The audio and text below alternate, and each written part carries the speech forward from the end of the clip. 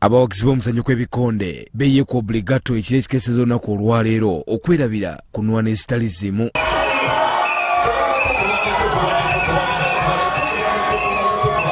Olulwano lw'omusipi ogw'ensi yonna wakati w'omunnayuganda Kabona Ssebyala n'Omukongo Nelson Mangara mu buzito bwa middleweight lwe lusembyeyo era lukyamudde abalabi.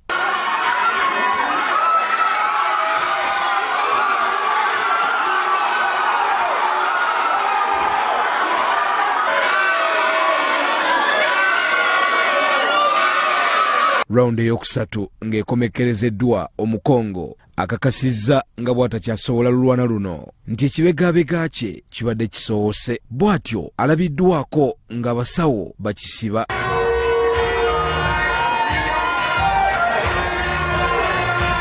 Kabona Ssebyala asiimye abawagizi be okubaawo mu bungi ng'atuuka ku kkula lino ery'okuwangula omusipi ogusoose mu bulamu bwe era n'abasuubiza obutabaswaza. Omusipi guno nsanyuse nnyo okubeera nga ngutwala era gulina awantu wanene nnyo we gunnyongedde era gugenda kumponya ku bbanja ebikonde embibanja.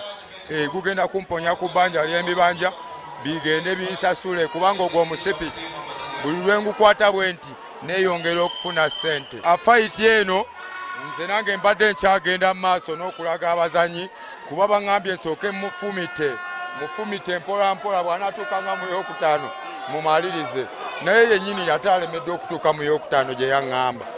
Owulira muzeeyi. Ye Omukongo mu kwogerako ne Salt Media asabiddewo olulwano lw'okuddiŋŋana ne Kabona Ndamshinda Kabona kwa raundi ya 5 na yeye aliniambia atanishinda kwa raundi ya kwanza.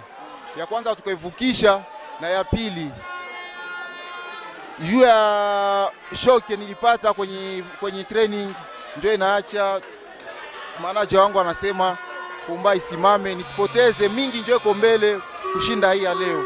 Wabula luno olwana nga terunabaawo waliwo ezisooseewo ezikyamudde abalabi nga mwe mubadde n'ennwana ez'emisipi egya Uganda nga Mubaraka Seguya amanyiddwa ennyo nga Genosensa awutudde Richard Tansala Mwesigwa ekikonde tonziriranga okutwala omusipi ogwa national.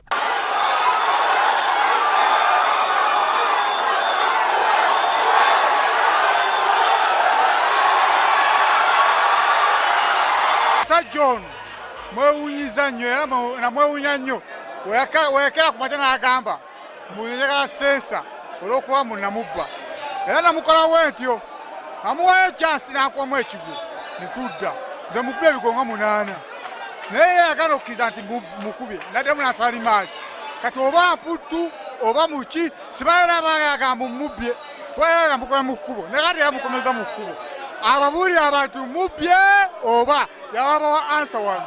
Ate ye Miro Ronald akubye Kenny Luchams the Mexico okuwangula omusipi ogwa Uganda mu buzito obwa super welterweight nga bano balwanidde rounds 10 nga zonna ziweddeyo. Balala basinze okukyamula balabi ye mulwanyi wa police Ivan Magumba.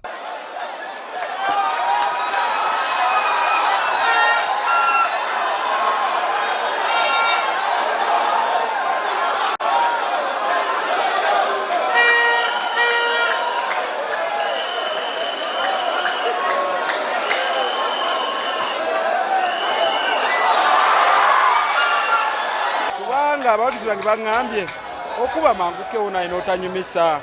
Leero yimirako n'omusajja osale ku manjwa kati mbadde etandise olowooza omukono omugule nga ngira bwento kati amagumba nga gazze mu mukono kati ag'enkolongo bw'awulire nga gabaalaala n'agamba wano sikyaddayo kubanga namugenyamu kubaga nkolongo era okwongeramu eyo zolawundi bawagizi bange. Ate Latibu Muwonge akubye Omunnakenya George Owano mu buzito obwa super lightweight. Nnyo okusinga ku kiri kye mbadde mulowooza ndi myaka gyange gyennyini kati ate nkuze 25 awo bootegeera mbala ndi kaali nnyo bwe yalansala maaso awedde. Abategesi b'empaka zino aba Caster Promotions basuubizza okufunira abalwanyi bano abooleseza omutindo omulungi ennwana eziddako.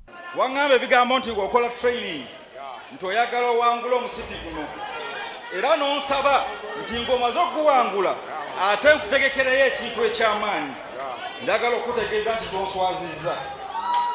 Kabona takoze eki musuubiza nti tugenda kukolawo ekintu ekyenjawulo ng'ennaku z'omwezi 3 omwezi ogwa Desemba. Abel Kitaka, Salt TV, Omunyo.